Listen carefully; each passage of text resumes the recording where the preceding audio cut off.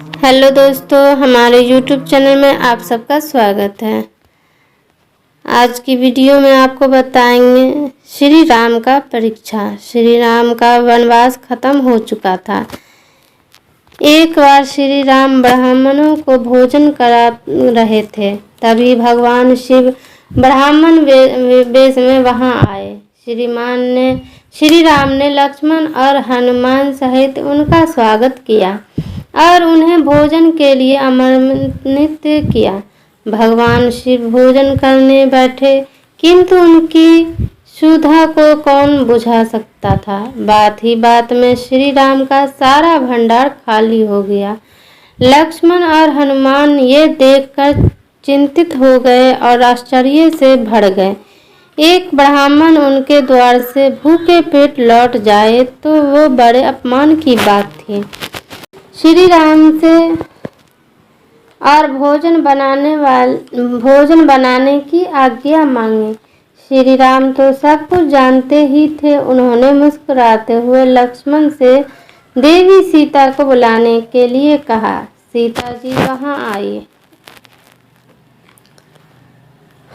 और ब्राह्मण वेश में बैठे भगवान शिव का अभिवादन किया। श्री राम ने मुस्कुराते हुए सीता जी को सारी बातें बताई और उन्हें इस परिस्थिति का समाधान करने को कहा। सीता जी अब स्वयं महादेव को भोजन कराने को उद्युक्त हुई। उनके हाथ का पहला ग्रास खाते ही भगवान शिव संतुष्ट हो गए। भोजन के उपरांत भगवान शिव ने श्री राम से कहा कि अखंड भोजन करने के कारण वे स्वयं उठने में असमर्थ है। इसी कारण कोई उन्हें उठाकर शैया पर सुला दें। श्री राम की आज्ञा से हनुमान महादेव को उठाने लगे, मगर आश्चर्य, एक विशाल पर्वत को बात ही बात में उखाड़ देने वाले हनुमान जी, जिनके बल का कोई पार ही नहीं था, महादेव को हिला तक नहीं सके। भला रुद्र अवतार रुद्र की शक्ति से कैसे पार पा सकते थे। हनुमान लज्जित हो पीछे हट गए। फिर श्री राम की आज्ञा से लक्ष्मण से कार्य करने को आए। अब तक वो ये समझ चुके थे कि ये कोई साधारण ब्राह्मण नहीं है। अंत की शक्ति भी अंत ही थी।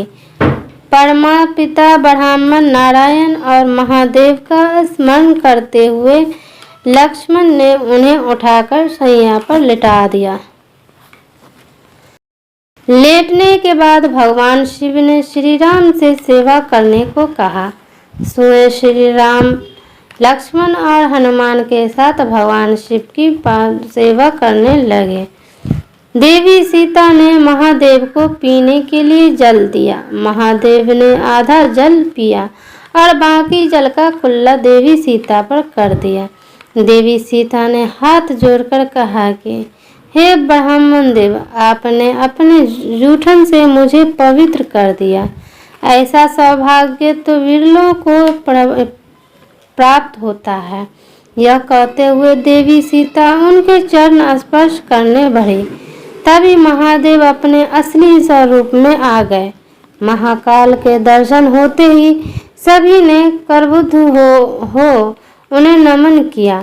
भगवान शिव ने श्री राम को अपने हृदय से लगाते हुए कहा कि आप सभी मेरी परीक्षा में उत्तीर्ण हुए। ऐसे कई अवसर थे जब किसी भी मनुष्य को क्रोध आ सकता था, किंतु आपने अपना संयम नहीं खोया। इसी कारण संसार आपको मर्यादा पुरुषोत्तम कहता है। उन्होंने श्री राम को वरदान मांगने को कहा, किंतु श्री राम ने हाथ जोड़कर कहा कि आपको आशीर्वाद से मेरे पास सब कुछ है। अगर आप कुछ देना ही चाहते हैं तो अपने चरण में सदा ही भक्ति का आशीर्वाद दीजिए। महादेव ने मुस्कुराते हुए कहा कि आप और मैं कोई अलग नहीं है, किंतु फिर भी देवी सीता ने मुझे भोजन करवाया है, इसलिए उन्हें कोई वरदान तो मांगना ही होगा। देवी सीता ने कहा कि हे भगवान, अगर आप हमसे प्रसन्न हैं तो कुछ कल तक आप हमारे राज्यसभा में कथावाचक बनकर रहे। इसके बाद कुछ काल तक भगवान शिव श्री राम के सभा में कथा सुनकर सबको कृतार्थ करते हुए जय श्री राम कहे। तो दोस्तों, आपको ये वीडियो कैसी लगी हो ज़रूर कमेंट बॉक्स में बताएं। अगले वीडियो में